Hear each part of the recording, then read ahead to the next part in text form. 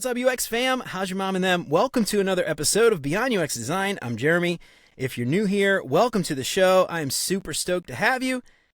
And if you haven't done it already, please consider subscribing to the show wherever you listen to podcasts. And if you are a regular here and you feel like you're getting something out of the show, I would really appreciate you leaving a 5-star review. That'll help me out so much more than you can imagine. And as always, thanks so much to Chris, Siraquan, Stacy, Radu, Megan, Andrew, John, Mark, and Kevin for all their support. And if you want to join those fine folks and help keep the show independent and ad-free, you can become a patron for as little as $3 a month. That's less than $1 an episode. And if you do that, you'll get some sweet, sweet perks for your support. And of course, if you think the show is worth sharing, then I would love it if you told some friends. And for more information on how you can support the show and help more people find out about what we're doing here, make sure to check out beyonduxdesign.com/support. This week's episode is brought to you by Figma Academy from Dive Club. Now, we usually talk soft skills here on the show, but let's not forget that hard skills are just as important too, and mastering tools like Figma is crucial. Now, remember back in episode 50 with Tommy Joko, he mentioned knowledge debt and how you'll pay for learning either with your time or with your money? Well, if you don't have the time to learn it on your own, Figma Academy is your fast track to mastering Figma, and you'll be in good company too. Over 4,000 designers from industry leaders like Shopify, Microsoft, and Amazon have already signed up. The course is hands-on. You'll be part of a talented cohort of designers. Plus, they host a live Q&A session every Thursday to clear up any questions that you have. You want your company to foot the bill? Lots of designers have done just that, and Figma Academy even offers an expense template to make it a breeze to get approval from your boss. And because you're all awesome listeners, I've teamed up with Figma Academy to offer you a $100 discount. Just head to beyonduxdesign.com/Figma and use the promo code BeyondUX when you check out. So I am so excited today to have the one and only Dan Mall on the show. If you're listening to this show and you haven't heard of Dan Mall yet, I don't know what the hell you're doing. You're living under a rock. But Dan is super talented guy, Design System University, all this cool stuff. Just wrote an awesome book about design systems. And we were talking a little bit before the show. And we're like, Dan, everybody asked Dan about design systems and all that stuff. So we're going to talk about something else. We might touch on design systems a little bit, but we're not going to talk about strictly design systems today because Dan's got he's more than just design systems, Dan. Dan, you're more than design systems, dude. So you got all kinds of stuff we're going to talk about today. Junior designers, especially, I think you're going to get a lot out of this show. So I am super excited. Dan Mall is a husband, a dad, a teacher, creative director, designer, founder, and entrepreneur from Philly. Not Pittsburgh. I made that mistake earlier. Definitely not Pittsburgh. He runs Design System University, where he creates, collects, and curates curriculum, content, and community to help enterprise teams design at scale. He also co-founded Great Job, a platform that helps parents and caregivers design their own handbook for raising amazing kids, which, by the way, I love it, dude. I sent it to my wife last week, and we've been listening to the podcast. Awesome stuff. Previously, Dan ran design system consultancy Super Friendly for over a decade. Dan writes about design systems, process, and leadership and other issues on his site, danmall.com, and in his weekly newsletter and on Twitter and Instagram. So, Dan, welcome to Beyond UX Design. I am so excited to have you on. How's it going, man? It's going great. Jeremy, thank you for having me on, and thanks for giving me the opportunity to talk about more than just design systems. I love talking about design systems, but I am a rich tapestry of other things as well. So thank you for the opportunity. I'm excited for the conversation we're going to have. I'm super excited to have it on. So it's funny because we were talking before the show, and we did a last minute pivot, and I think this is going to work out a lot better. But it's interesting because we talk about Dan as and I think a lot of people think of Dan, author, influencer, all this stuff, speaker. He's made it big, but you started somewhere, right? You started. Everybody starts as a junior designer, and it's interesting to kind of think about your career and how you've gotten to where you are today, and some key takeaways that some other folks who might just be starting out in their career, mid-level designers, even senior designers, what kind of things do they need to think about to get to a place like where you're at today? So that said, we're going to talk about all that stuff today. But tell us a little bit about you. And tell us how you got to where you are today. Yeah, totally. And, I think about that often, because I've been very lucky to be a junior designer in the way that I was. And I know we'll talk about some of that stuff. And I really credit my experiences there to what I'm able to do today. So now, as you mentioned, I run an agency, I run a consultancy and an education platform called Design System University. And I've done a bunch of things. I've started a bunch of businesses. I've worked for other people. I've run design teams. I've run interactive teams. But as you said, like before all of that stuff, I was a senior designer, and before that, I was a mid-level designer, and before that, I was a junior designer, and before that, I was an intern. And before that, I was I what titles have I had? Web designer slash strategist, a web developer slash designer. I had a lot of slashes in my titles. And I remember very fondly being in school. And I remember very vividly being being an intern and being like, how do I get to the next level? And that being really difficult, not like, because I just didn't know how to do it. And not that there weren't people supporting me, but it was like, sometimes you don't know where the ladders are. You don't know what the paths are. And you end up just like feeling around in the dark. And I think that's it's a really poor experience. It was for me at parts. And I know for a lot of people nowadays, you would think that whatever it is, 15 years later, that it'd be easier for folks. But I know from talking to people, for a lot of people, it's not. It's even worse sometimes for people. So, the more that people like you and me can do to illuminate that stuff and say like, here's what we did, here's what you can do, I'm all for that. Yeah, it was interesting you mentioned that too, because like just thinking about our conversation that we had earlier when we were talking about topics for the show, right? Your publisher reached out and started this conversation, and I was like, oh, can I just holler at Dan? We'll talk. And it was funny because the first thing we thought is like, let's talk about design systems. And as you get higher in your career, you start to become known for things. And you mentioned it's actually might be a little bit harder sometimes to kind of evolve because you become known for things. And so it's like, I don't want to just do this all the time. Can I please talk about something else, And I think that's like a perfect example of like, I think a lot of junior designers, they don't necessarily think about that. They talk about wanting to niche down and we talk about being a generalist all the time. And then you sort of like appreciate being able to be a generalist the older you get, or maybe the more experience you get, because you kind of get sick of doing the same thing. Not that you're sick of design systems, obviously, but you get stuck doing the same thing over and over again. It becomes monotonous. And then I think often what happens there is you lose the passion for it after a while when you just are stuck doing it over and over and over again. And I don't know. It's interesting. I'm kind of curious what like your perspective there, because clearly you're known as the design system guy. Anytime someone says, here's a list of UX people, they always say Dan Mall, the design system guy. How does that make you feel? That's got to be kind of like nice, but then also too a little frustrating, I would imagine. I think it's that it's a double-edged sword, right? Because I think it's good business advice. Like a lot of my businesses were successful because we and my team, we picked a position, and we said, this is the thing that we are doing. And I think, and it was great. And it continues to be great. And I think that there's a lot of good things from that. And that is still advice that I give to junior designers and to people that's starting their own thing, is like, pick a thing. Because if you say that you're going to do everything, people don't know how to trust you. They don't know how to believe you. Like, no one is good at everything. So when you pretend that you are or come off as you are, like, it's hard to believe you. It's much easier to believe someone when they say like, this is a thing that I've been doing for a while, and so naturally I'm probably better at this than people who haven't been doing this as a focus for a while. Like, that just seems like a natural thing. So I think it's good advice. I recommend it to people for business. And then also the thing that can be true at the same time is that, we are not just the thing that we do at work. We are not just the thing that we do in our positioning statements or in our, niches or anything like that. We are humans, and we do lots of other stuff. And so I recently learned about this idea called the multi-hyphenate or the multi-potentialite, which means like, people who do a bunch of things, people who don't have one calling. There are some people who do have one calling and one thing that they do, and that's cool. And there are other people that don't, and that's cool too. All of those things can work for people. And so I think it is a rich canvas that people can pull from and pick from. And then also people have the ability to change too. Like I've been doing this for more than 2 decades now. So I've seen waves come and go. I've seen things that were big that are not big anymore. And so to tie yourself to one thing and not allow yourself the ability to change, I think that we need to give ourselves that permission too before we let the world or expect the world to do that for us. Yeah, absolutely. And I think something I've seen just a ton of junior designers do especially is they strive for that title, right? They say like, I want to be senior whatever, I want to be UX designer, blah blah blah, and that's their thing, and they stake their identity on that title.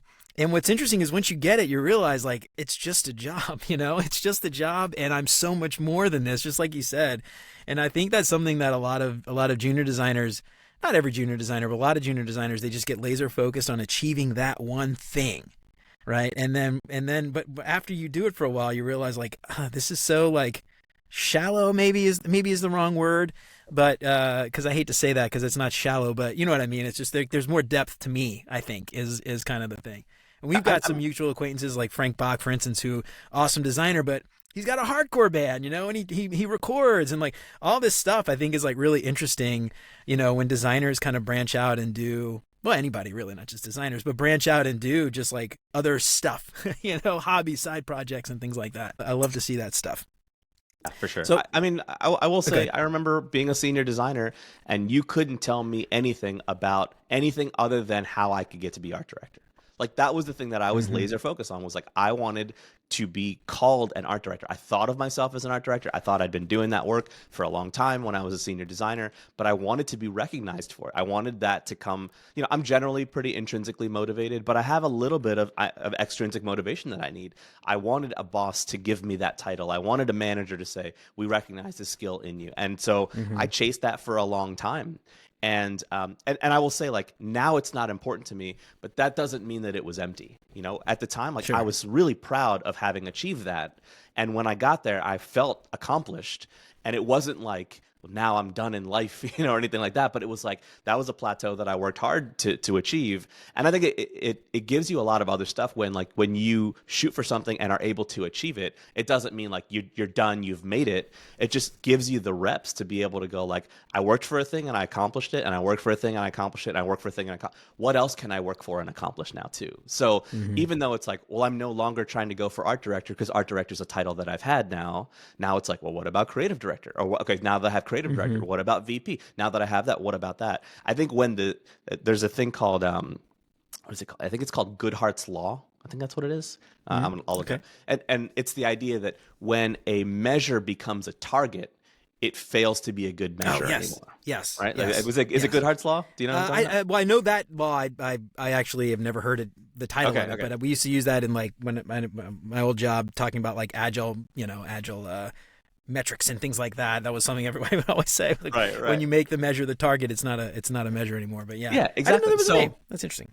Yeah, I think that's the name. We'll look it up and show notes it. But like, I think that's the thing, is if it becomes the target, I think that's where it tips over into being less useful for you. But if it's a measure, if it's a way that you get to measure progress, I mean, how else would I know I'm getting better in my career? Titles are one way to do that. Titles are a way to go like, well, 5 years ago I was a junior designer and now I'm an art director, or now I'm a creative director, or 10 years from them I'm a VP. That is a way to measure your progress. It's not the target. But if you're using that as a way to measure, I could see that. I see that being very healthy for a lot of people.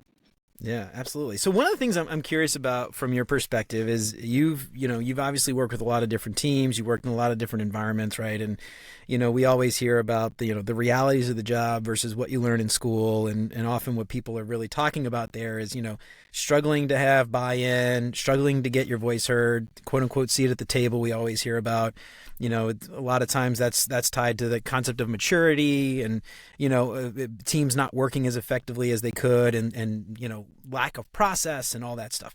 And so I'm curious from your perspective, when you've got a junior designer or somebody who's looking to get ahead in their career, often, based on the Nielsen Norman Group survey, we know that 40-50%, maybe more, are relatively middle or low maturity. So it's most likely you're going to end up in these environments if you aren't there already.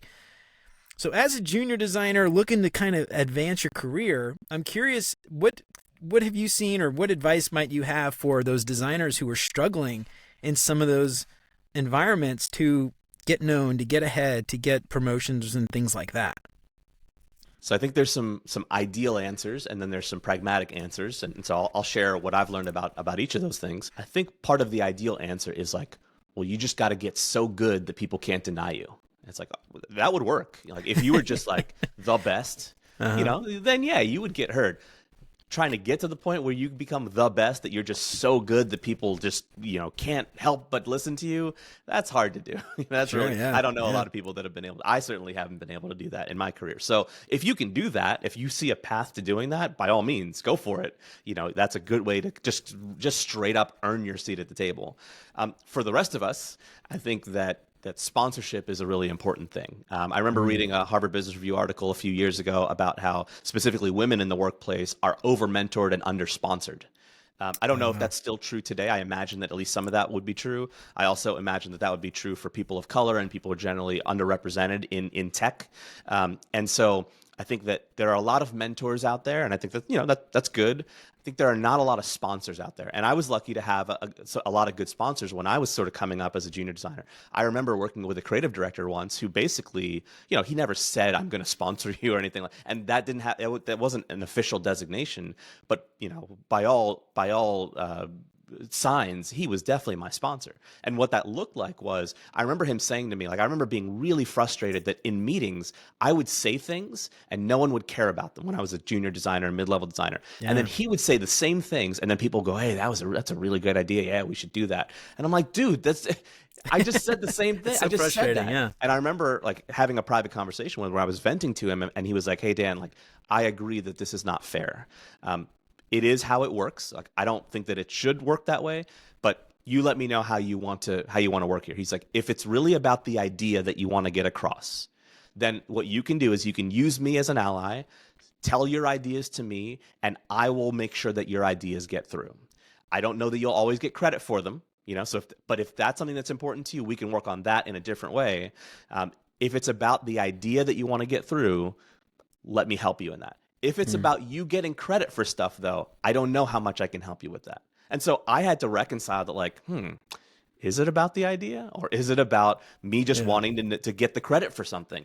And different times it was different versions of that. Right. But most of the time, at that time, I was like, I just want to do the work that I can do to get good stuff in my portfolio. So right now, it's more about the idea than it is about the credit. I don't care about the credit. I care about this is a thing that is made now, and I get a hand in it, and I get to say that, we did this as a team. And so that's the thing that I did with him is we would have one-on-ones, and I would say, "Hey, here's the thing that I'm thinking about this." And he would go and advocate for those ideas. Sometimes his technique for advocating for those was actually not letting people know that I was the one who said it, because that's what it was, is when people found out, hey, the junior person said that, they discredit it. Not that that's right, but sometimes that's how it goes.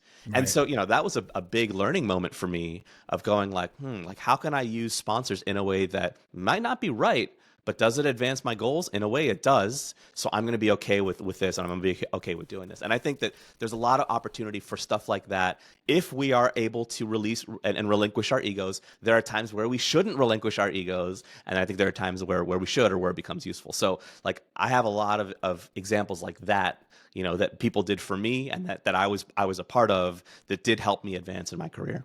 Yeah. And the interesting thing too here is when we talk about, low maturity environments, it's, the hallmark is lack of process, lack of standardization, lack of repeatable process. And so in those cases, there's probably ideas coming from all over the place, right? And where that idea comes from in a low maturity environment generally changes how it's perceived. If it's higher up, people are probably going to be, "Yep, yes, sir. The boss said that, let's go do it," versus a junior designer.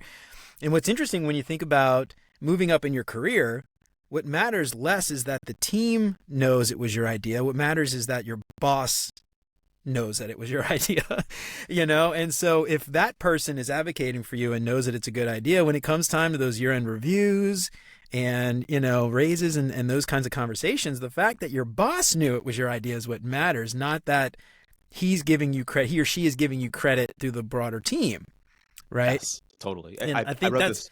Yeah. Sorry, go ahead. Sorry, no, go ahead. No, you go ahead. Go ahead. I wrote this article called "The Work Always Wins," and I think one of the things that, especially in enterprise environments, is everyone loves to talk. Everybody loves to talk, and so I think we as an industry, we don't have a good barometer for knowing is some of this what if this talk is real, and what if this talk is cheap, and part of my worldview about work is that ideas are cheap, because all of us have them. So if we're just talking about ideas, that's not a good way to get buy-in for anything. If we're just, I want to do this, I want to do this, I want to do this, I want to do this. Well, sometimes we just got to sit down and do the thing, and then we advocate for it after it's made, not before it's made. I think a lot of us want to do this. I'm certainly guilty of this. I've done this a lot of times where I'm like, I want to do this, I want to do this. And people are like, well, that's a bad idea.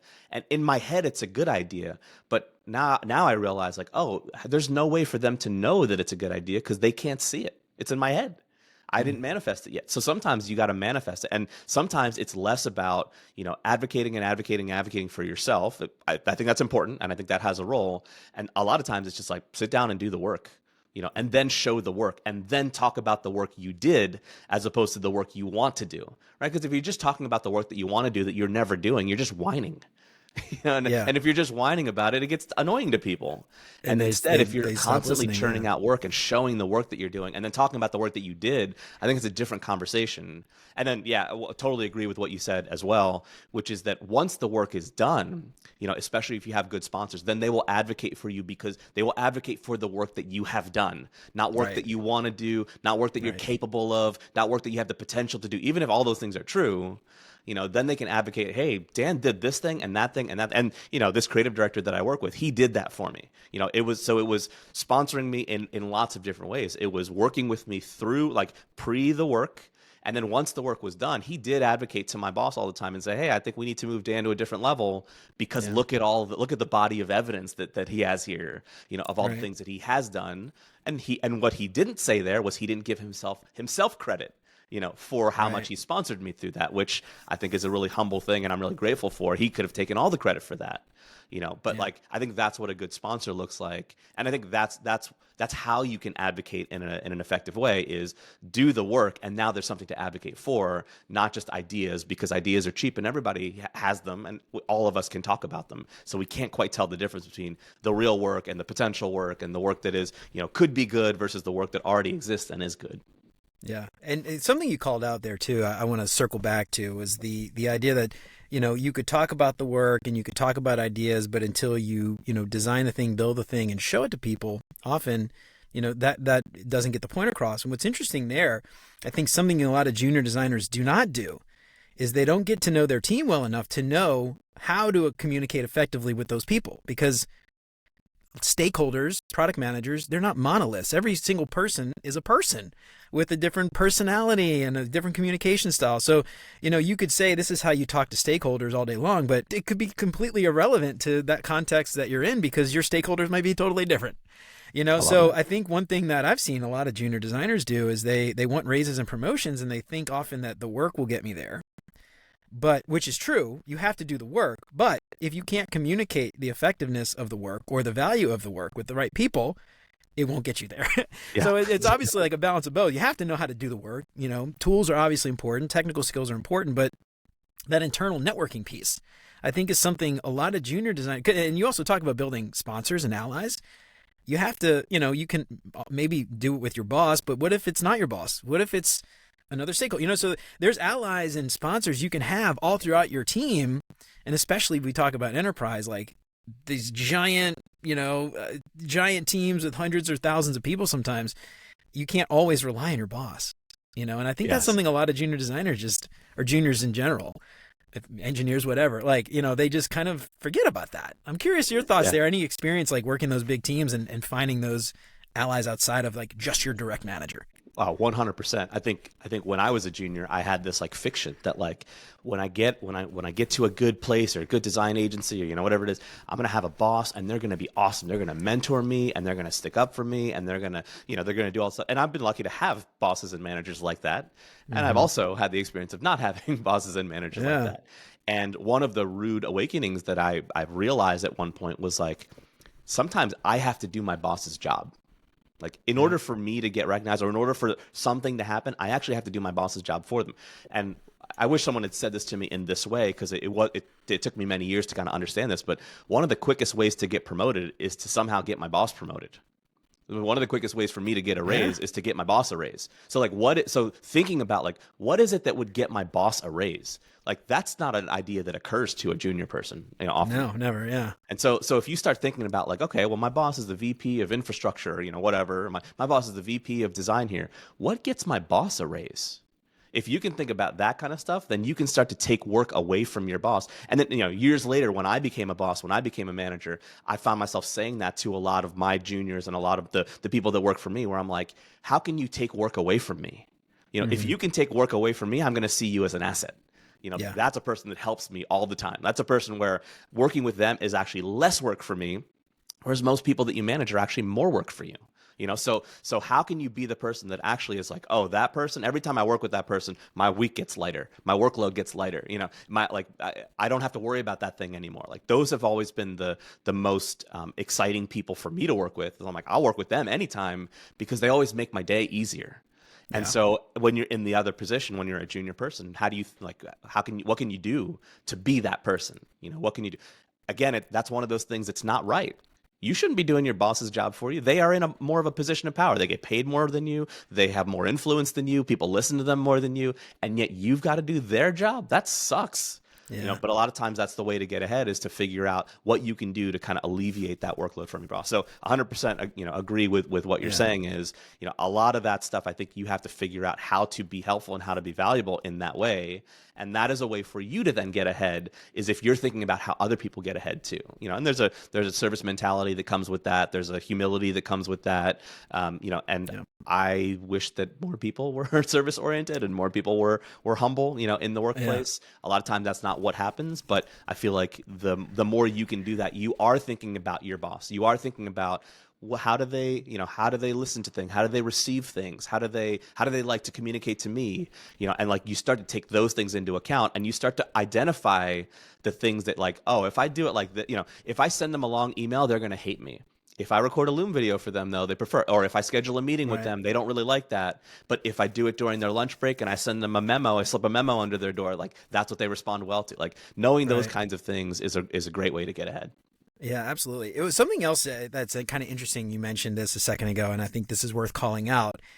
You mentioned, sometimes your boss is not going to do the things you thought they were going to do. And sometimes your boss is not going to help you like you thought. And I think something that a lot of junior designers really fail to see is that a lot of times, this isn't always the case, but a lot of times bosses are brand new to being a boss, like junior bosses. And so just because you're a really great designer or engineer, whatever you are, does not make you a good boss. And so a lot of times you're going to end up with those bosses, and this might be the first time they've ever had to do this. And, sometimes they're malicious, sometimes they're just terrible people, but a lot of times, most of the time, they just don't necessarily know how to be a great boss. And unfortunately, a lot of companies do not invest in leadership training, don't invest in management training, don't invest in their managers to help their managers be better managers. And I think when we talk about maturity, this plays into that as well, right? And so that's something that I think a lot of people don't realize. Something I want to kind of talk a little bit about and shift the conversation a little bit to is this idea of maturity and dealing with those inefficient, poorly executed, poorly run teams. So as a junior designer, right, we mentioned this, I'm curious from your perspective, like some advice you would give junior designers to navigate those teams that aren't run effectively or efficiently, and where, they don't have the input that they think they should have or the seat at the table. How do those designers work to get ahead without quitting? Because obviously quitting is very hard right now. You don't want to be out of a job. That's right. So if you can afford to be out, if you can afford to work, maybe it's best to stick with it. So what is some advice there? Any thoughts? So I like to balance the ideal with the pragmatic. I mentioned that a little bit earlier. And so there are some ideal things that you can do, and there's some pragmatic things that you can do. When I was a junior, I was very idealistic. Like, I was incredibly ambitious, and I was like, oh, we're gonna do this. We're gonna change the world, right? It's like that idea. And for some teams you can, and some teams you can't, or you can't right now. And so I think we got to balance like what those things are. One of the things that I don't see juniors doing a lot is trying to increase their capacity for awareness, right? So like, how can you assess the team that you're on, even doing it, and I'm going to invoke some standard business frameworks here that like I'm a little bit eye-rolly at, but they work sometimes. So SWOT analysis as an example, right? Okay. Strengths, weaknesses, opportunities, and threats. Have you ever done a SWOT analysis on your own team? What is our team really good at? What is our team weak at? What are the opportunities for our team? What are the threats to our team? Like that helps you even just be aware. You don't even have to do anything with that data. Just knowing it and going like, huh, until I wrote it down on this paper, I didn't realize that our team is actually really bad at communicating. Like now that I'm thinking about it, that's actually something that we are not very good at. Once you have that, like just being aware of that allows you to understand the context that you're working within. If we're really bad at communicating, I no longer need to be surprised when we have trouble with something that has to do with communication. Like, of course, that fell through the cracks because it was communication related. And then the next step to that is if you decide to take on this mission, is you can use that analysis then to go, what of these things can I change little by little? One of the things that I'm learning a lot recently, I would say in the last like 5 years or so, especially working with big enterprise, is there's always a ceiling to the amount of change that any given organization can handle. And that organization can be your whole company, thousands and thousands of people. It could be your team unit of 4 people or 5 people. But there's always a ceiling. Some teams have a high capacity, a high ceiling for like, we can adopt a lot of change and we would do fine with that. And some teams it's like, wait, we're going to move from Sketch to Figma. That's as much as we can do this year. It's like, okay, cool. That's like identifying that and knowing, okay, that's the amount of change that we can handle and that's okay. Then you can figure out how to operate in that. So once you do an analysis, you can do things like go, this year or this quarter or this month or whatever your time frame is, I'm going to try to change one thing to improve the way that we communicate, or try to change one thing to improve the way that we do critiques, or the way that we do, we evaluate design quality, or the way that we do, whatever those things are. So an example of that could be for design quality is you could be the first person on your team to write a rubric for what quality means on our team. Most teams don't have a rubric for it, right? And that's a thing that who should be doing that? Your boss should be doing that. Your VP of design, your design director should have written the rubric for quality. But you know what? Like you were saying, Jeremy, like they might not know how. They might not even know to do that because you know what? They were just a junior designer that grew up. They're not trained to be, it's called the Peter principle, that employees rise to the level of their own incompetence, right? That happens to everybody. Yeah. You get promoted to the point where you're like, I don't know how to be a design director. I went to school to be a designer, not a design director. Right. So like, if you assume positive intent, if you give people the benefit of doubt and go like, I know that my design director should be writing a rubric for what quality means on our team. They just didn't know that they should do that. And I listened to some podcast and listened to some guy say it. So I'm going to go do it, right? Like, so I'm going to go do that thing and I'm going to do that for our team. And that might be the amount of change that we can handle for the quarter, but that's my contribution to how our team improves. And I think that if everyone on your team did that, quarter by quarter, you would increase and you would up level the level of maturity on your team. It might take a while, it might take 2 years, but I think that's the way, those marginal gains kind of help you get to the next level of maturity over time. Yeah, I love that. I love that you call this out too, because when you think about maturity, often it's, a leadership thing, right? And I do believe ultimately maturity is a leadership problem. But I also believe that you can effectively work with your core team, the little 4 or 5 person team like you're talking about, to influence how your team works, right? And you're not going to influence the overall org. You're not going to influence the thousands of people that you work with, but you can certainly influence how your team works with you at the very least, And I love that you're calling that out, because I strongly believe like low maturity is not a death sentence. It is not the end of your career. You can still do great work and solve really cool problems. It just might be kind of a pain in the ass, Yes, exactly. And it might just be a little bit harder than it should be. And, you're not going to be embraced like you thought you were when you graduated your boot camp, But, you can still do awesome work. One thing that speaking about that, so I had this really awesome conversation with a buddy of mine not long ago about enterprise software in general and how we were comparing enterprise software to one-ply toilet paper, right? And so when you think about one-ply toilet paper, right, like nobody likes it. It's thin, rough, it's miserable to use. Yet when you go to any public bathroom, anywhere in the world, I would imagine, you're going to find one-ply toilet paper. And the question is, if everybody hates one-ply toilet paper so much, why is it so ubiquitous, right? And I think the answer is because the people who pay for it aren't the ones who have to use it, right? Which is exactly enterprise software, the problem with enterprise software often, right? And so I've spent a lot of my career in enterprise. I know you have as well. I'm very passionate about, helping people that really don't get a choice in the software they use to help them make their day better, because often they're already under stress. Why, the software shouldn't add to it, right? So I'm curious, right? If we think about enterprise software as one-ply toilet paper, right? Nobody that's building enterprise software wants to deliver one-ply institutional toilet paper. We want to deliver the Charmin extra double strength 4 rolls in one, right? But we constraints, budgets, timelines, things like that. So I'm curious from your perspective, like as a junior designer who wants to deliver better software, working in enterprise, but is hamstrung, handcuffed maybe. What kind of things can a junior designer do to deliver that Charmin on a one-ply budget? Okay, so I have some responses to that question. Can I also provide a counterpoint too? Yeah, of course. Go ahead. Okay. So I am one of the few people in the world that actually do prefer one-ply toilet. Really? I do. Yeah. My wife and I were just talking about this recently. It's like we have 2-ply toilet paper in our house, and it is luxurious. It's like it's softer, it's nicer, but there are downsides. There are downsides to 2-ply. It runs out faster because there's less of it. True. It's more expensive to buy. Yeah. All right. So like I think how relating this metaphor back, we have to recognize that there are values to 1-ply. They might not be things that we individually value. There are good things about it.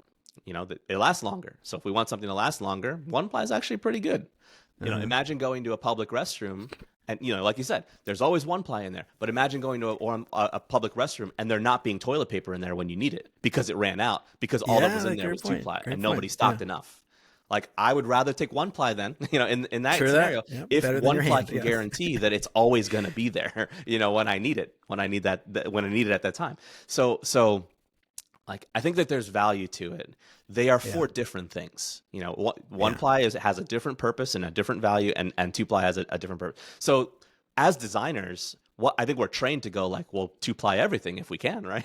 Like, I want 2-ply everything. I want the most luxurious experience that I can have. But when I think about the state of enterprise software, and I'm like, why is the internal translation tool that we made on our team, why is that so much worse than the customer experience that we make for our end user? And I think it's because we had to make a choice. A lot of times it's because we had to make a choice. We only have 40 hours a week, and in those 40 hours a week, we can only build one app. So which app are we going to build? The one for our customers or the one for us? And I think that for a lot of teams, it's like, well, we can deal with the rough 1-ply one if that means our customers get the better experience. That's actually a really good choice. That's actually a pretty mature choice to make, for a team. It's a hard choice to make, and I think that's part of what makes it a mature choice. Is we're prioritizing our users. It's the same thing of, the cobbler's children have no shoes. Think about all the web designers who have terrible websites, but they make amazing websites for their clients and for their customers. It's because they're like, I don't have time to work on my own website. And also, it's hard. It's difficult to work on something for myself. I can make anything for any of my customers. And so all of the web designers that have the one-page website or the WordPress template as a website that they're embarrassed about, it's because the cobbler's children have no shoes. It's that. We're so busy making shoes for everybody else. We just didn't have time to make it for ourselves. So I think that's an explanation for 1-ply. For why things happen in 1-ply. And I think one of the things, this is partly why I like design systems, is how do we get it so that both our customers and we get a 2-ply experience? Yeah. And it's because sometimes we just need more time. Sometimes we are doing things the long, hard, stupid way. And if we had better systems, if we had better tools, if we had better things that said like, well, in 40 hours, we don't just work on one thing. We actually have time to work on 1.5. Well, then our 1-ply experience for us actually can be better because we just have the time and the attention to devote to it. It's not always time and attention, but that's a lot of times that's the barrier. Is if we have to pick one, there's two. If we have to pick one, we'll pick the customer-facing one, and we will deal with the 1-ply on our own. Right. Yeah, I love that. It's actually some really great points there, and I think about carrying that idea over to either enterprise or even the bathroom idea. Are we willing as employees to take a pay cut so that we can afford to build better internal software? Ooh, now or are we, or are we going to, because there's constraints and there's a finite pool of resources. So will I take a pay cut to get a better translation tool internally? Or even on the other side, if I'm in a public place, would I pay for a bathroom to get the toilet paper, or would I just be willing to take the rough, hard one-ply toilet paper? So it's all about economics too, I think, at the end of the day. And a lot of people, I don't think, necessarily realize that. But I love the analogy though, or the idea of like, that's how stuff like a design system can actually help us, because we don't need to rebuild those components twice. There's no reason why this can't function similarly on the external customer facing tool the same way as it does in the internal facing tool. And we can share style sheets and share everything else. There's no reason for it to be different. And I think that's something too. I mean, you know this, and you preach this in your book as well, is that the design systems help with efficiency, which helps streamline processes, makes it cheaper. It's not about pretty pictures. It's about, helping the company be better and more effective in doing things and using that finite set of resources to build better stuff in the same amount of time. Yes. So anyway, I love that. Yeah, that's a great counterpoint though to it. All right, cool. It's funny, man. This is a hilarious story. We during COVID, you remember, like, nobody could buy toilet paper. My wife found on Amazon a case of like 24 rolls of institution toilet paper, and it was like the one where it's like almost a foot wide, like what I'm talking about. Oh, nice. And we had that toilet paper, dude, for like the longest time. We couldn't use it all, and we ended up saying, like, you know what, screw this, I'm gonna go buy her some Charmin. And we could not give that box away, dude. Like, nobody all our neighbors, hilarious. They're like, hey, we got all this toilet paper. They're like, I don't want that. They're like, no, I'm gonna go buy, Anyway, I should have saved it for you, man. I could have shipped it to you. That's right, I'll take all of it. It's great. Yeah. What I actually told my wife was like, this pandemic stuff is going to happen like every 10 years or so now going forward. I'm willing to bet. Like, can we just save the toilet paper? Like, just put it in a box somewhere and we'll have it. Totally. Yeah. We got all this room in the basement. Can we just save the toilet paper? Anyway, that's so funny, man. I love that. So I'm curious what your wife has to say about your I wouldn't say love, affection, or your not. What's the right word? I wouldn't say love. How would you How would you describe your relationship with one-ply toilet paper? Oh man, I've never been asked that question. Thanks for that. The highlight of this interview right here, dude. It is. My relationship with one-ply is amicable. Let's say amicable, yeah. Cordial. There's a utilitarian need, yeah. Yeah. The other thing too, just about enterprise, and this is something I think often why it's always an afterthought, is it's a cost center often, and it's not making the company money. We have to pay for it for operational, reasons, and nobody wants this, but we need it to do our work, and it's often a cost center. And I think that's, again, like going back to this idea of like being as efficient as possible, right? We got to spend the money. How do we make this as good as we can so that, we can use the same amount of money and have that not add extra costs? Totally. And it's just like, again, and I think it goes back to that whole idea of like the internal networking and advocating and all that stuff, which, we all know. Well, junior design might not, but like most people know with design systems, if you build it, doesn't mean they're going to use it. You've got to figure out how to like politic and all that stuff. So anyway, man, I love that. Great advice. Let's see, where are we going next with this? I'm curious in thinking about the future, right? Junior designers need to get ahead. I'm curious if you have thought about this, like things like AI or other ways that a junior designer can use those new tools coming up to help kind of advance their career in some way, or things that they need to understand or know about things like, ChatGPT. Who knows if that'll be around in a few years, but something like it will be, I'm sure. What kind of stuff would a junior designer be thinking about now to help them get ahead when it comes to stuff like AI? So it's easy for me as a creative director and somebody who's been, the head of design at places and things, like it's easy for me to compare AI with an intern or with a junior designer because I use them for a lot of the same thing. Yeah. I might be more rude to an AI than I am with a junior designer. Like you don't say please and thank you to ChatGPT? I do say please and thank because I do say please and thank you when I'm like writing into prompts because I'm like, one day they're gonna rise up and they're gonna be like, you know what, kill that one last because he was polite. Dan was nice. Yeah, save him. yeah, save I'm him the same way, man. That's exactly why I just do. In case, it doesn't hurt anything. It doesn't hurt. So what I use AI for is what is partly the way that I train interns to be good and junior designers to be good, which is like in the beginning of your career, you just need reps, like because you're not that good. And like, of course you're not that good. You're new. So it's okay to be not good. How do you get good fast? You do a bunch of reps. So, when I'm working with junior designers or working with interns, I'm constantly saying, like, do 3 versions of this homepage, or draw 10 versions of that logo, or like it's always like, do a lot of stuff, do a lot of quantity. We're not worried about quality right now.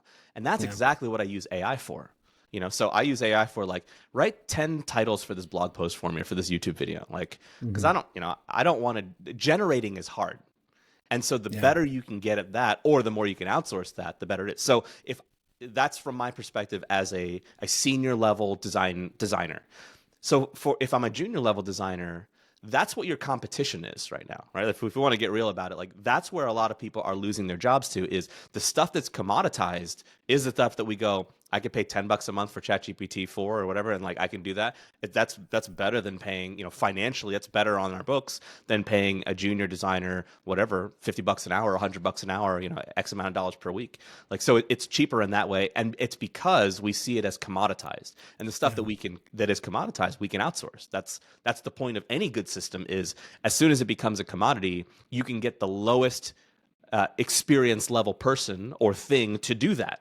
And I think that's what we're recognizing with AI. I think that the challenge is that we recognize that all of a sudden it just happened. Suddenly it wasn't here, and then it was here. And so we're kind of caught by surprise for that. So if I'm a junior designer, start comparing, what do I do that AI can't do? And if you don't know what AI can do, go figure out what AI can do. Play with it a bunch. A lot of it is free.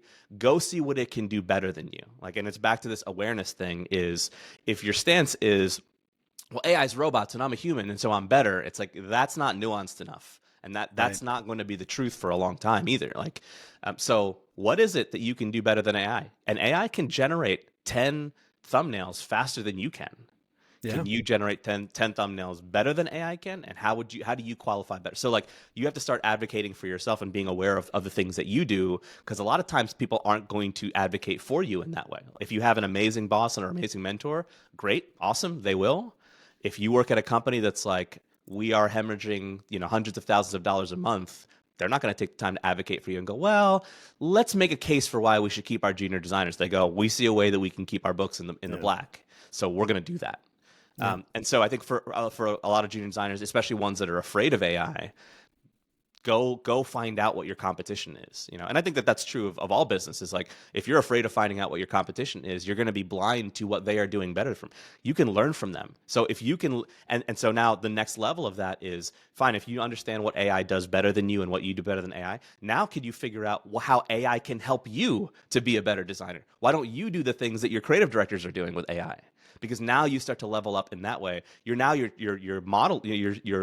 using the modeling that your creative directors are doing. Because if they're using AI for this stuff, what happens if you use AI for this stuff? Don't you get better too in the same way that they get better? Don't you save time in the way that they save time? Yep. So I think a lot of it is like embracing that idea, even though it's scary, even though it's new, even though it's tough. How do you embrace it and make it part of your workflow, especially if it's something that you see as inevitable?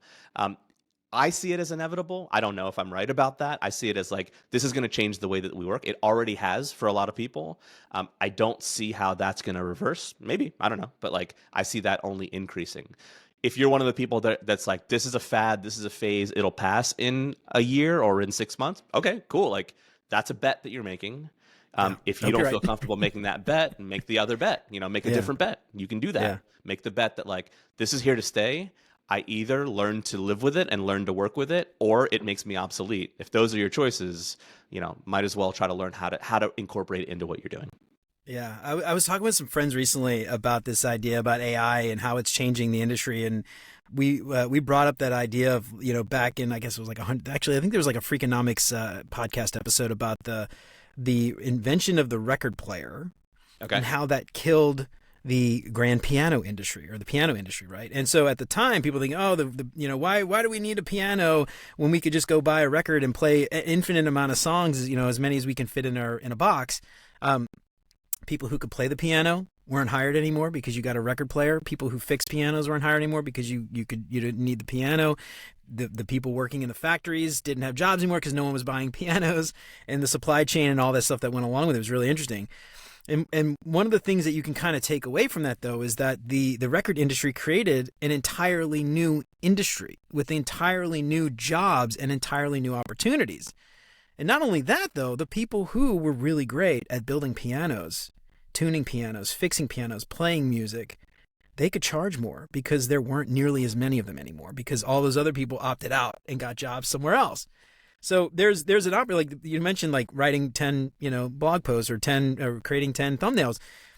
At some point in the future, there will be a human who is better at writing 10 blog post titles or making thumbnails than an AI will ever be. But those people will probably be few and far between. They might charge a whole lot of money because you know that the AI isn't as good, right? So anyway, that's kind of something interesting to kind of think about as a junior designer going forward. It's like you can use it, you can get really good at your craft so you're better, or you can find something else to do. Yes, exactly. I so love that. I hate saying it like that because that's obviously not very empathetic. But as someone who's been laid off recently, so that's something that I think a lot of junior designers are failing to kind of see. It's like you mentioned this exactly, like head in the sand, it's going to go away, or scared of it, or terrified they're going to lose their job. It's like embrace it, figure out how to use it, and figure out how to be more efficient so you were as valuable or more valuable than you were before. And so anyway, that Freakonomics episode is like really great episode about this. A lot of similar analogies. I don't even think they were talking about AI at the time, because this was like a while ago. I think they were talking more about just the idea of the economic impact of the record player. But there's so many analogies, I feel like, to AI and what ChatGPT has done in just the last year. So anyway, awesome advice, man. I love that. So we've got you here for a long time. We've already been talking for a little while. I want to get you out of here soon. I know you're a busy man. You got stuff to do. I got some questions I want to ask you to help our listeners get to know you a little bit better. But before we do that, any closing thoughts for those junior designers out there looking to sort of get ahead? What do you got? Anything we didn't talk about you feel is important you want to share? It's simple and it's easier said than done, which is what I've learned is the best way to be a good designer is to design every day. That's like build a muscle. You want to build muscles. What do? You go to the gym every day. You lift every day. Yes, all the fancy stuff can help, all the supplements and the eating routine and this thing and that thing. But like if you don't lift, if you don't work out the muscle, it doesn't get stronger. And so I think the same thing with designers, like lots of designers and junior designers, they go to all the conferences and they listen to all the podcasts and they read all the books and and all that stuff is good. And they follow the accounts and then they tweet and then they, share their advice on Twitter and they do all the stuff and they do everything except designing every day. Like just design every day. It's so difficult to do because it requires discipline. But if you want to be a better designer, design something every day. And in 3 months, then look back and like measure your progress and go like, am I better now than I was 3 months ago? And then do it again 3 months from then and 3 months. Like in a year, you're going to be incredible. In a year, if you have 365 pieces of design work that you've done, you're going to be great. That is more work than a lot of people who have been doing this for 9 years have in their portfolio. You have 365 pieces of work in a year, you're killing it. Like you will see that muscle is strong. And so I think that, there's a lot of good for all of the stuff that comes around that. But at the basis, it's that thing. So that's the thing. That's the piece of encouragement I would give to anybody. 30 minutes a day is fine. 30 minutes a day, design something for 30 minutes. You'll get better at type. You'll get better at color. You'll get better at elevation. You'll get better at shapes. You'll get better at Figma. You'll get better at all that stuff just from doing it every day. So that's the thing that I would recommend to everybody. Love that, man. Yeah, I hear from so many junior designers that are like, I'm not good at visual design. I'm not good at UI design. I guess, I don't know why, even with like illustrations and drawing, people are just like, I wasn't good at it when I was 5 years old, so I'll never be good at it. It's like, yes, there are people who are inherently good at that thing and can pick it up and can pick up any instrument and play it. But there are also people who could never do that and are really great at playing guitar and trombone and drawing and all these other things. And there are some amazing, amazing resources. Adam Donaway's Practical UI book is one that I recommend to everybody. Christina Saravi's UI design class course. Like there's so many resources out there where you can learn and get better, but if you don't do it and you don't practice, you're never going to get better. That's right. Yep. I love that, man. Awesome advice. All right, Dan. So we've got a few questions that I like to ask all my guests to help our listeners get to know our guests a little bit better. First up, what is your favorite non-design book? You talking like a business book or like a fiction book? Non-design book. Non-design book. I'll pick the Count of Monte Cristo. The Count of Monte Cristo. I love love that old that school book. book. I love that, man. Yeah, that's awesome. What do you love about it? What's your favorite? What is it that? It's so swashbuckling. I read it in 10th grade.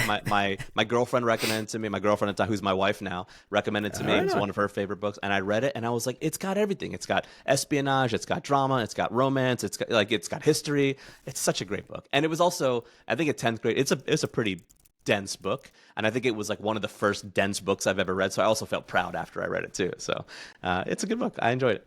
Yeah, dude. Yeah, that what's another one that's similar to that?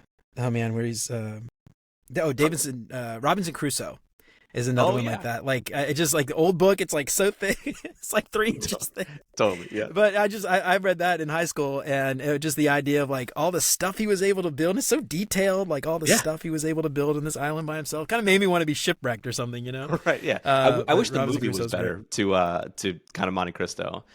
Because the book, I mean, I guess this is true. Probably most books that become movies is like the movie doesn't do the book justice. No way. Yeah, especially those old books where they're so detailed and stuff. You know, like there's no way you could fit it in there. All right, what is your favorite non-design podcast? I'm addicted right now to. I think the name of the podcast is "I Will Teach You to Be Rich" by Ramit Sethi. Okay.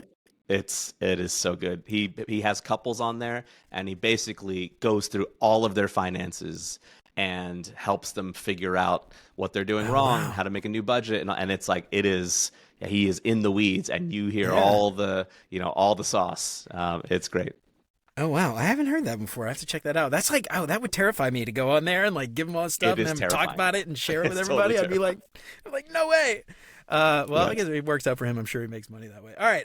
What is your favorite meal? This could be something you've cooked, something you've had at a restaurant, something your grandma used to cook, anything you've eaten. The favorite thing I've ever eaten is this decadent dish. It's called Royal Toast, and it is made at my favorite restaurant in Philly called Royal Sushi. And the chef is Jesse Ito, and he's gone out for James Beard Awards and Michelin stars and all stuff, and he should have gotten all of them. He's been robbed. I just want to say that publicly here. Royal Toast it's a piece of milk toast, and on it has toro, so fatty tuna belly sushi. It's got caviar. It's got uni, a sea urchin. It's got gold foil leaves. And lately, I had it last week, actually. He's improved it because he's also added truffle paste to it and Wagyu, A5 Wagyu ribeye on top of it. Oh, my God. It's like, it's a small piece of toast. Yeah. It's like $200, for this thing. Oh, my God, yeah. It's so expensive. It's so decadent. It is amazing. All right, Royal Toast. Ever make out to Philly? After I get a Philly cheesesteak at Gino's, I'll go over there and I'll get some. And it's like one of those like after you get a raise at your job, yeah. You spend the money on this. All right, so if you want to help support me going to Philly, check out beyonduxdesign.com/support. You can become a patron for.